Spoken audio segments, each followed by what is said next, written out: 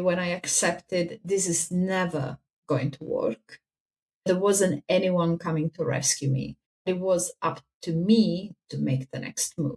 And that was probably one of the most frightening times of my entire life because for the first time I had no plan.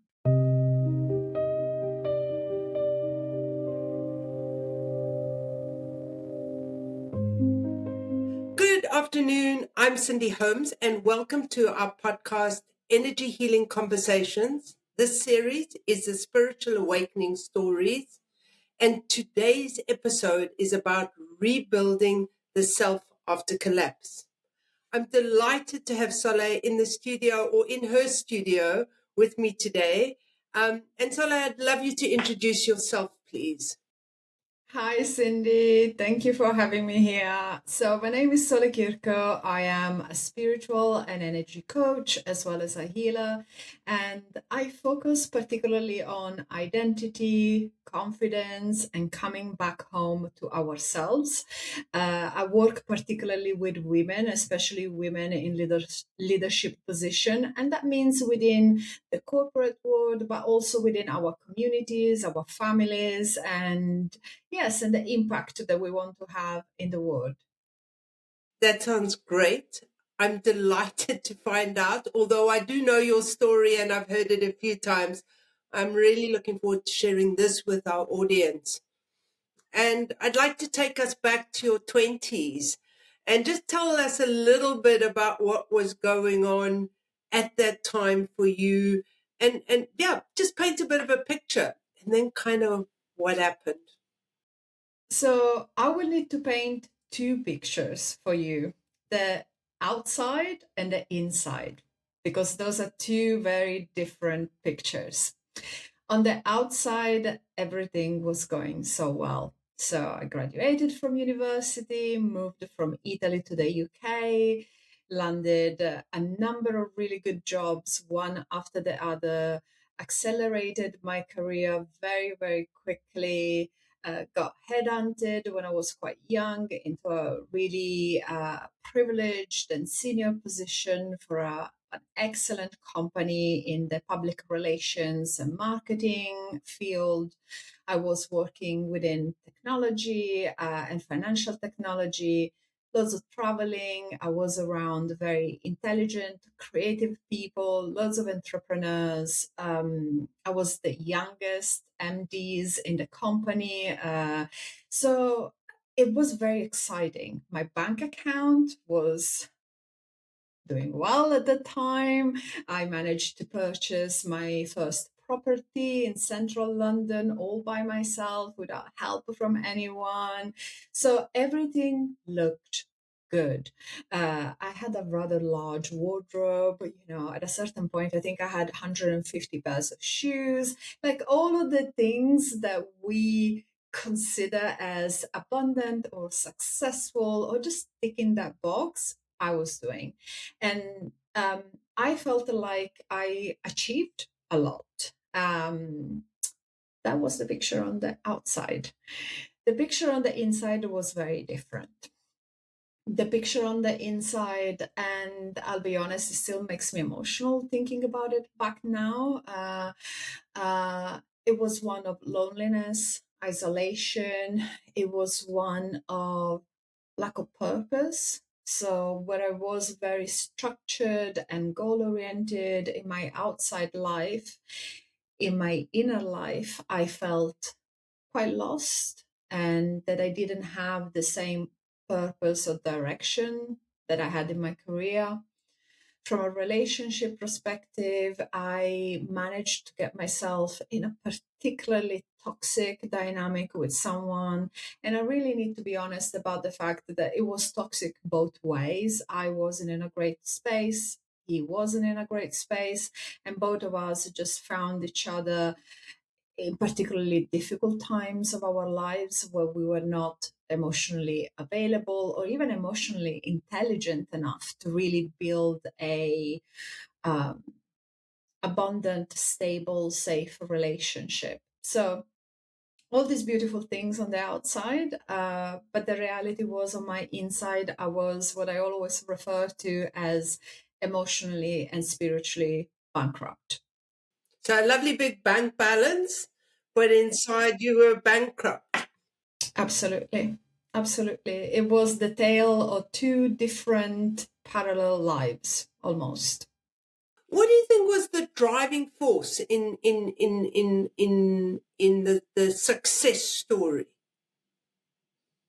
I've always been a very determined person. I've always been a perfectionist, which with time I came to realize perfectionism is definitely a form of self harm, because perfectionism is not mastery. Wanting to master something is something that we do for ourselves when we want to grow and improve our skill set, or our energy in any way.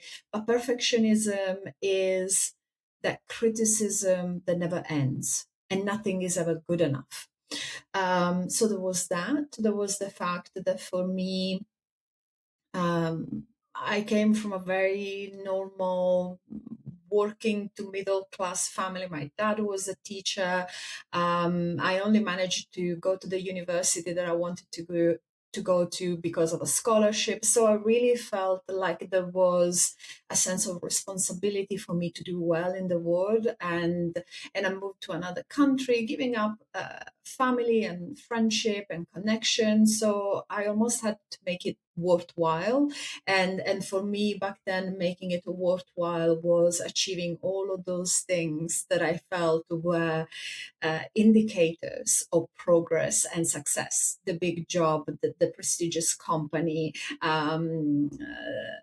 the fat salary, the impressive job title, the great client list, the opportunities of traveling and going to the best parties and restaurants and gatherings and all of that. And, and it was very glamorous, right? And it looked really glamorous from the outside. So I think the drive was responsibility that I felt to do that. And also, again, looking back now, I probably didn't know any better. I didn't have an option B in my mind. There wasn't door one and door two. There wasn't, this is the first option, this is the second. It just felt like this is what you do. You graduate, you move, you get a good job, and you do the best that you can to rise as quickly as possible. And personally, family, in terms of having my own children, was never one of my desires. So I was always very career oriented. So I didn't have any other things on my radar, really. I can relate. I can relate to the London story and coming and thinking work was the only thing that was important. Mhm, mhm. What happened? What changed? Because I mean, the outer sounds like a beautiful story, but it sounds a bit like a Romeo and Juliet to me. What? It was, you know what, it really was quite tragic in many ways. So I think what happened is that we are one. I really believe that we are a complex, layered, energetic being. Our spirituality, our mental energy, our emotions, our body need to be in alignment for us to thrive. And for as much as I tried to create these two different compartments of my life, it was a artificial separation. And that separation created a lot of friction, created a lot of pull, and eventually I found myself one evening running a really hot bath and looking at the rest of my life and thinking, I'm not quite sure if I want to be here and for how long I want to be here for. And the depth of hurt and inability to see the future was so heartbreaking that I just couldn't reconcile anymore why I couldn't feel at peace. So no matter how many things I achieved on the outside, there was still this deep sense of loss and heartbreak and separation, which back then I thought was a separation from this person that I was in a really toxic relationship with, but actually was separation from myself. So I really felt, and I know sometimes in spiritual circles we talk about exit points and how sometimes in our lives we have those crossroads where your soul comes in and say, "Hey, do you still want to do this? Because otherwise, here is a potential exit point for you to go back into spirit." And I really feel that that was such an important reflection and exit point, potential exit point for me. Um, and then, funnily enough, a friend of mine called me and she started talking about her day and what was going on in her life.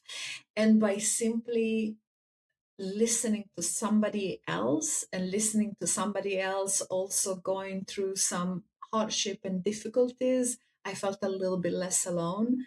And somehow that portal, that option, that exit point closed and I moved on and forward from that. So I'm always grateful to her for kind of being the bridge for me in that particular moment in my life.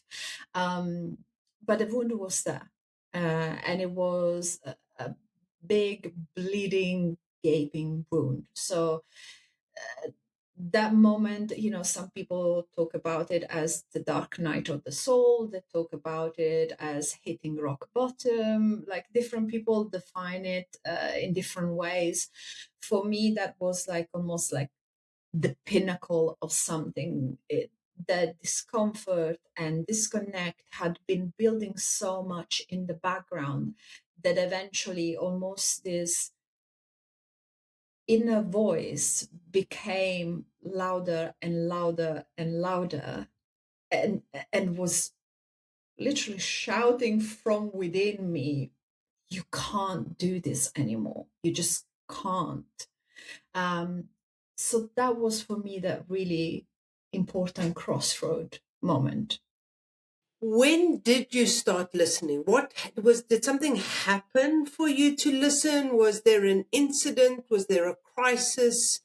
Um, what led you to go, okay, because somebody can knock on the door, but you got to open it, right? I think after that point, I'd like to say that things changed overnight. I'd like to say that it was a point where suddenly I saw the light. I realized that I needed something different. I realized that things had to change dramatically. And I woke up the next day and everything was wonderful. That's not the reality. I probably woke up the next day, I got dressed, got into the office, continued as usual. But I think what happened was I had a profound moment of connection with myself and with my soul at that point. And that stayed with me. And I started having conversations with people. I started opening up, particularly with my parents and with my dad, and asking opinions and opening a inquiry and conversation with people. And I remember discussing with my dad and I remember asking him, because of course I wasn't ready to talk about myself. So my opening up was asking questions about him. And I said, well, with what you know now at your age, what do you wish you knew when you were younger? And what do you wish you would have done differently? And he said to me, oh, I wish I traveled more. I wished I saw the world more. And that opened up something in me that reflection on his life helped me reflect on my own life. And sometimes I think when we are hurting so much, we're not quite ready to go to someone and say, hey, my life is a mess. It looks like I got it together, but I don't. And especially if you build identities and archetypes around resilience and independence and success, like you're not going to go to, even if it's like a trusted friend, a close family member, you're not going to go and just spill the beans, right? You're not going to do that. So sometimes even opening a conversation about the other person's perspective on life can really be helpful for you to start seeing different perspectives. And that made me think, so if I'm lucky enough to live to the age of 60 or 70s or further along the line, where am I going to be? What am I going to say looking back? And it became so crystal clear to me that the only thing that I had achieved was my job title.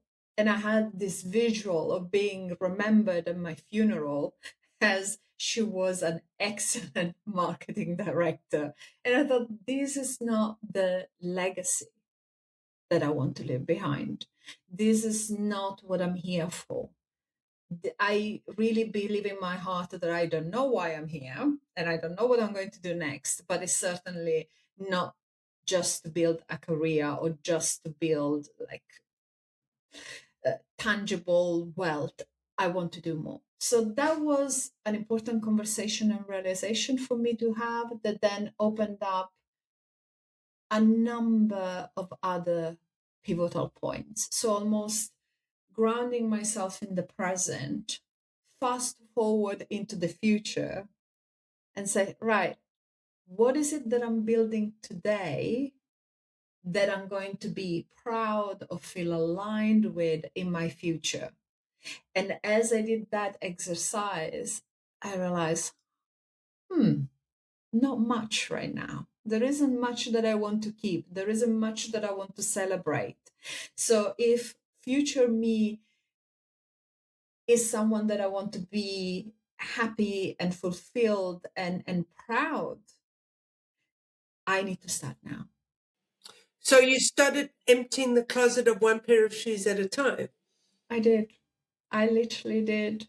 I literally did. And, we often talk about spiritual and energetic changes and shifts, and we think that it's a road for enlightenment. And yes, it is, but sometimes it starts with changing your habits. And, back then, of course, I was sleeping between 5 and 6 hours per night because sleep deprivation was celebrated as efficiency. So I started sleeping 8 hours per night.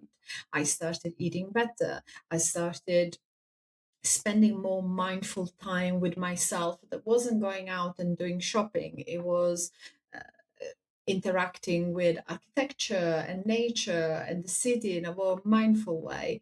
And I started cutting things that were not serving me, things that were just, energy, right? As well as objects that were accumulating around me, but didn't really contribute to my deeper self or alignment. So yes, there was also a lot of donating shoes and downsizing personal possessions, and I don't think that there is anything wrong with personal possessions, but I think at that specific time in my life it was one way of trying to fill that gap that I was feeling within myself. And was this because we spoke about the relationship with your relationship with work and your romantic relationship? Did you do them concurrently, or did you kind of, was it? So at that point, the romantic relationship was, I said that it was a toxic relationship of two people that were emotionally unavailable for different reasons. I think there was also uh, a really strange power dynamic because I feel both of us wanted to assert our power in the world and we didn't feel that we could because of what we were doing in other areas of our life, so we're trying to assert our power with each other. So at that point of the story that I just told, of having this moment of my inner self shouting at me, this is not working. That relationship was on, I don't know, its 10th breaking up and making up type of cycle because that was part of the pattern. Um, there wasn't really anything that could be healed or saved or transformed there. And if you want to see this from a spiritual perspective, that relationship did exactly what it needed to do, uh, which was, you know, the wrecking ball that really shifted things internally and externally. That I decided to move on from, and it was extremely difficult. And right now, I'm making it sound like, oh, yeah, I just decided to move on, and that was okay. But it was a very difficult and long process, and I decided to, rather than focus on my relationship with others or my relationship with work and the rest of the world, I decided to focus on my relationship with myself. And that was the one relationship that was important. And for as much as I would go for maybe job interviews or maybe I would go on dates, the person that I was having those conversations really was myself. I was taking myself on dates. I was taking myself to job interviews. That was what I wanted to explore. How do you feel? What do you need? What are your desires? What do you need to feel safe? And perhaps I was having those conversations and finding out those answers in dating or interview context or whatever it was, but I was trying to reconnect with myself. And once I did that, then everything else, I don't want to say easily, because there was a lot of work that went into it, but everything else eventually fell into place. What were some of the key things that, you know what I mean? So used to this relationship with yourself. What can you give us a little bit more around that? Because I mean, I know you know, and there are really these strong spiritual principles that kind of work within who you are as a human being today. And did those help structure, or were those part of this coming back to yourself, being whole? So, what's interesting is that I was so severed from myself. The spirituality didn't come to me as an obvious answer immediately. When I decided this is not working, and most importantly, when I accepted this is never going to work, no matter how much time, energy, and effort and hard work you put into it, this is never going to work. So the moment I accepted that, and the moment that I accepted that there wasn't anyone coming to rescue me, that for as much as perhaps I had good conversations with my parents or I had good supporting friends, no one was going to come and do it for me. I had allies, I had some points of reference, but it was up to me to make the next move. So when I realized that, I immediately went into old mindsets and energetic patterns. So I immediately went into the perfectionism, the A type, the goal oriented, we would say the very masculine energy, right? Of saying, how do I solve this problem? This is not working. How do I solve it? And that was probably one of the most frightening times of my entire life, because for the first time, I had no plan.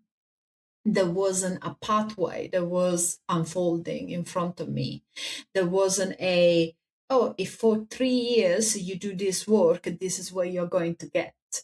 And I had for the first time to really lean into my feminine energy and allow space to feel and understand and connect in order to create.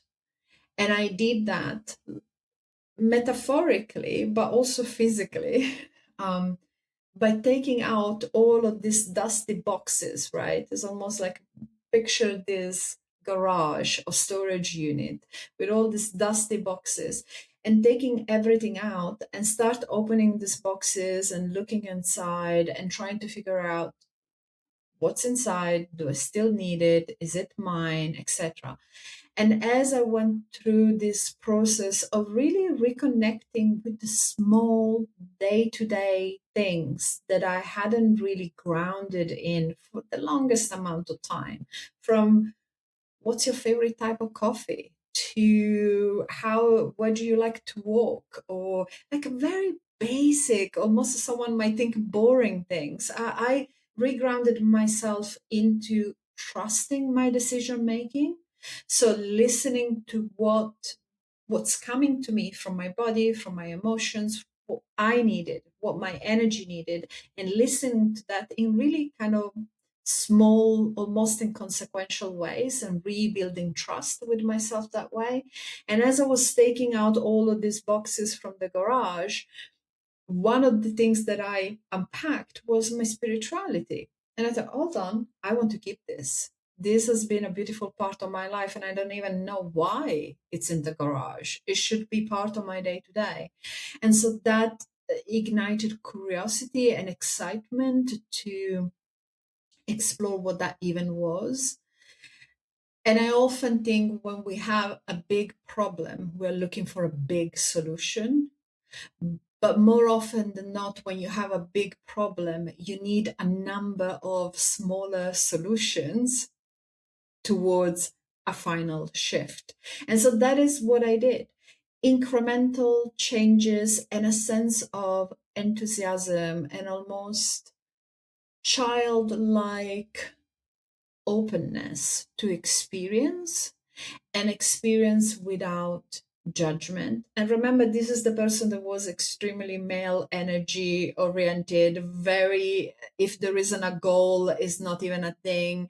For me to really dive deeper into what if I open up this opportunity or this exploration for myself? I might hate it, I might love it, I don't know, but that's what the experience is for.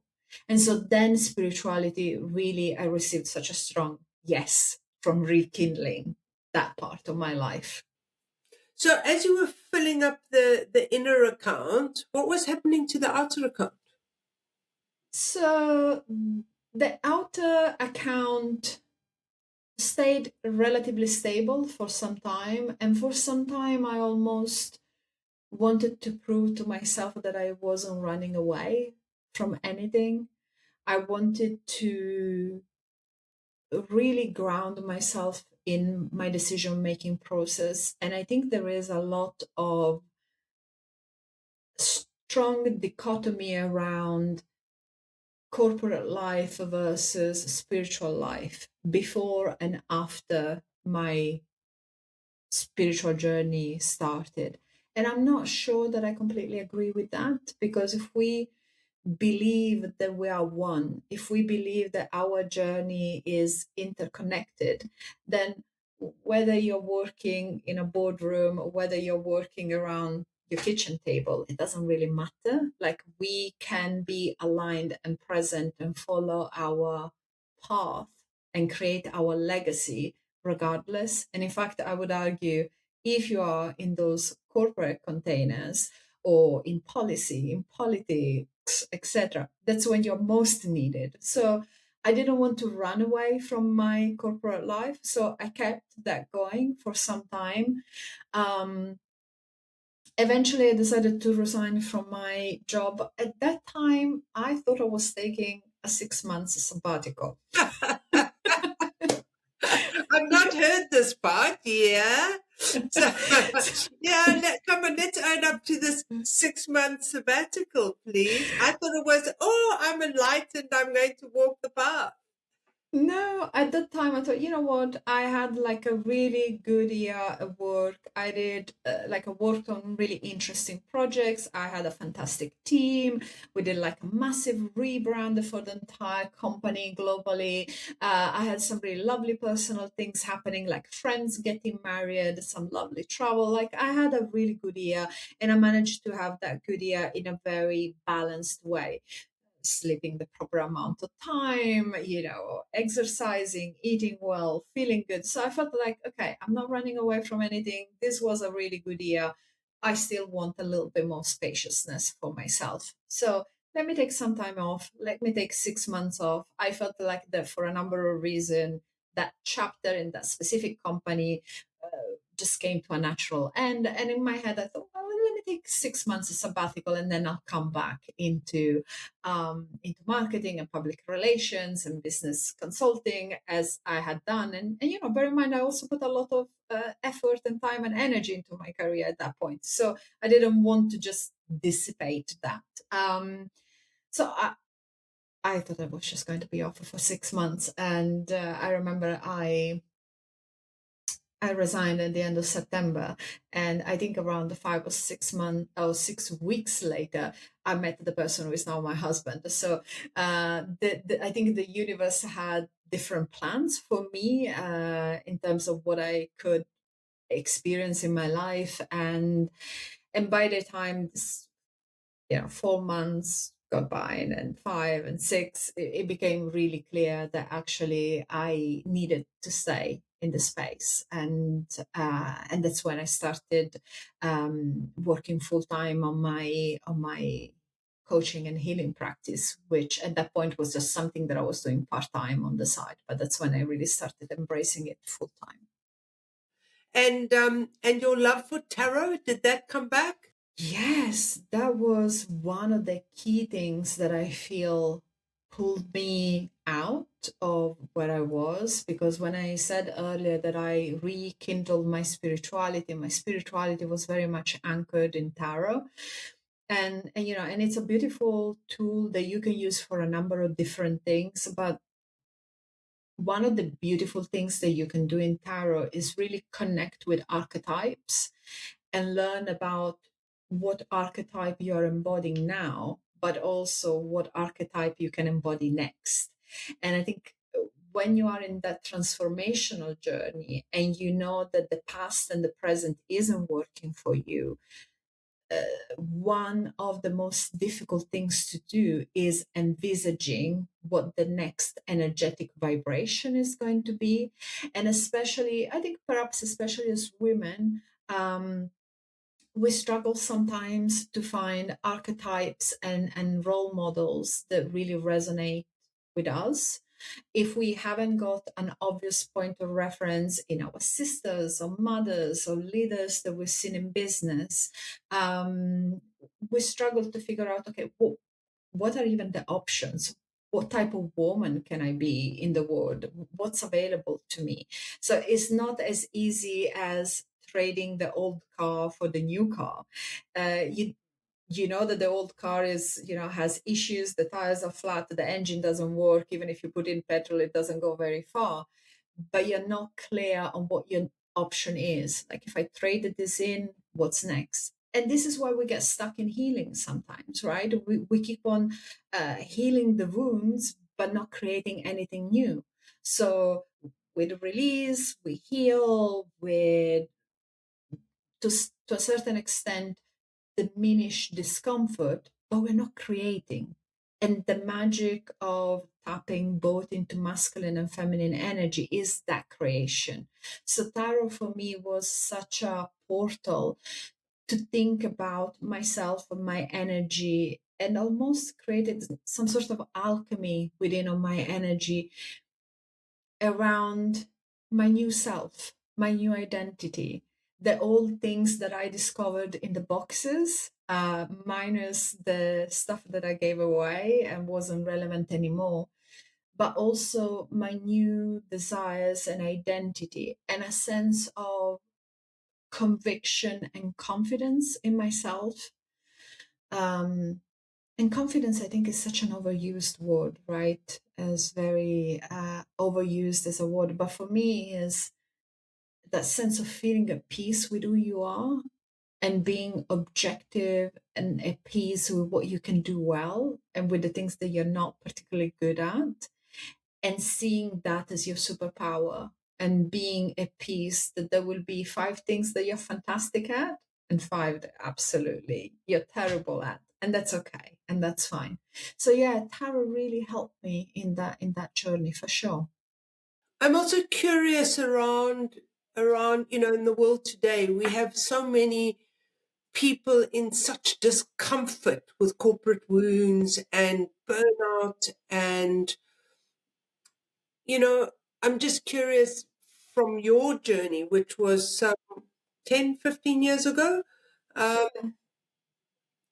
you know, what what what would you suggest? I mean, this coming back to themselves, this identity, if there's somebody listening today and is curious about this journey that you've taken around toxic relationships, around the corporate wounding, what advice would you give them around healing and this, and consciousness? Because you've spoken about healing in a beautiful broad term, and also the consciousness of where we are at today. This is such an interesting question, and I think you can really approach it in different ways from different layers. And it really depends on where you are on your journey. And it's almost like if you're in a really acute phase of your journey, then the only thing that you need to do is go to your doctor, get signed off, and take some time off, and that's it. You know, and sleep and replenish your energy and eat something that has been cooked and not bought from the local takeaway. Allow yourself the gift of friendship and connection. Call a friend, go for a walk with someone, go for a coffee. So you might be in that acute phase where the only thing that you need is to pull the plug and replug it into yourself and your energy. And I can't express with words how much there isn't any shame in that. And you're not losing a battle if you do that. You're finally understanding that you are fighting something that is not even important to you and that you need to recall your troops and your energy within yourself.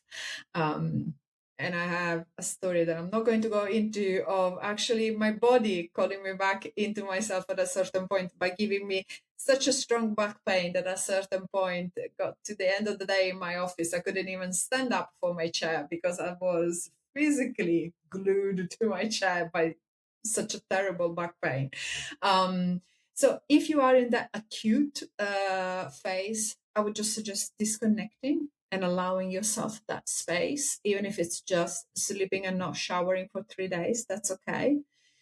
If you're looking for longer term action and reflections and shifts in your energy, I really encourage people to take those leadership skills that they have on the outside around planning and clarity and accountability on the inside. So, really starting being a leader within. Lead yourself with the same care and attentiveness that you have towards your team. Lead yourself with the same structure and strategy that you have for your most high value client that you have. Lead yourself with the same patience and kindness as you would give towards maybe a project that isn't quite panning out in the way that you expected it. So I think we grow all these qualities and energy in the outer world, but they can also work within and allow small change to become significant.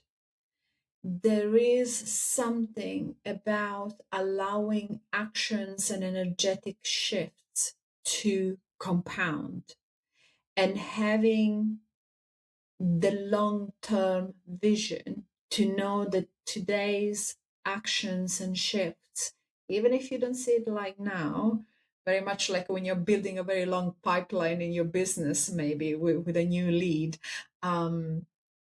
it will happen. It will compound. It will shift. And one day you will wake up thinking, I haven't thought about that person for 2 weeks now. Where before it was the all consuming thought that you had every day. Or I had a really good sleep for a month now, where before you were just getting 5 hours sleep every night. So that's what I would say.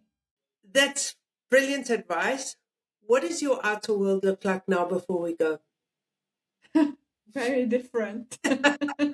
You've touched on that, but really, what is your having been in the coal mine and kind of one step at a time? And what I love about your story is that it's not like drastic in terms of it's a journey. It's you know, going back to basics to start, and I Mm-hmm. really appreciated that, one Mm-hmm. step at a time. Food, shelter, sleep, which we all really know at a level, but this fast world that we're moving in now, and feeling that. So I understand that, but the dream, and kind of, so if people are listening and they're feeling that corporate wound or that relationship wound or that life wound right now, what is the hope one wants to create? Because it's hope, isn't it? I always think it's the dream, the desire is creating probable hope in your life. Like, And it's so interesting that you're talking about hope because there was a time, a very long time in my life where I just couldn't picture happiness. I couldn't picture love, connection, support. I had no hope that that would happen for me.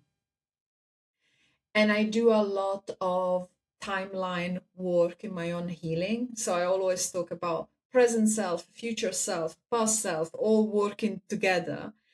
And when something good happens in my life now, energetically, I send a little sprinkle of that back into my past self at that point, saying, hey, hang on tight. You don't know now, and it's really tough, but this is happening. This will happen for you.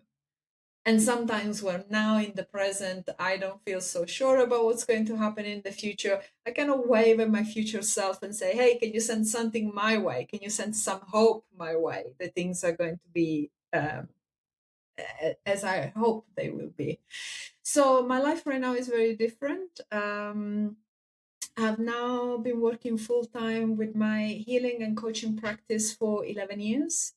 I moved out of London. I connect with nature more deeply because of that. So I live in the countryside. I have created a really solid group of people that is like my chosen family of friends and close relationship, and that warmth that really felt impossible when I was feeling so isolated and emotionally bankrupt so many years ago. And that comes in human form and dog form and everything in I was between. going to ask about the little wet noses around you. um, but really also sense of purpose with the work that I do. And again, what I used to do before was impactful in many other ways, but there is a sense of alignment, community and legacy and impact and supporting others in their journey as well. That is just replenishes me a lot. And I would say literally everything has changed in my life, from what I eat, from the way that I interact with others, the way that I interact with the rest of the world. But I think most importantly, the way that I interact with myself and how I listen and trust to my own inner guidance and higher guidance, and how I allow. I'm still determined. I'm still driven. I'm still a A-type personality in many ways in my life, but uh, allowing feminine energy and higher guidance and consciousness into your life doesn't mean you're going to stop being practical. So what I bring now in my life is that balance of both worlds coming together, that deeper harmony. And then, and sometimes it's as simple as having a group of friends around the table and having a good conversation. Some other times it's something more adventurous, like an entrepreneurial work project, trying to build something out of nothing. But there is a sense of possibility and creativity and hope that I carry with me, and sense of being loved and supported and held, that really 12, 13, 14 years ago, I wouldn't even wished for it because I didn't know that it existed. Mm, that is so lovely. Beautiful. That is really beautiful and also so inspiring, so just inspiring that people can have hope, that people can change. And it's an inside job, is what I've heard a lot around it, one step at a time from inside. So, listeners, I hope you've been as inspired as I have today. I hope you can feel the expansion and the love that Soleil generates, and that you can find some hope. Thank you all for listening. If you've enjoyed the podcast, please like it and share it. And we look forward to seeing you again next week. Soleil, once again, thank you for your contribution. It's always great to have a chat. And I'm sure we'll see you soon on a masterclass in a classroom, or on our podcast again. Goodbye, Thank you. everyone.